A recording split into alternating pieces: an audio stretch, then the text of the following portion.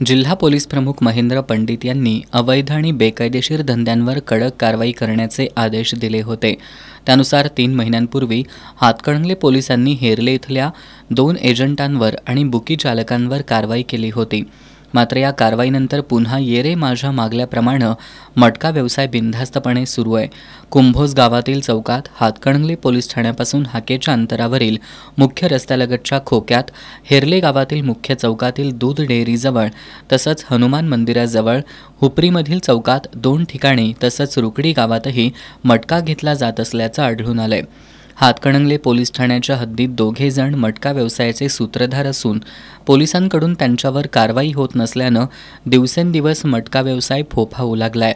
सर्वसामान्यांना दिसणारा मटका व्यवसाय पोलिसांना कसा दिसत नाही असा सवाल नागरिकांमधून उपस्थित होतोय।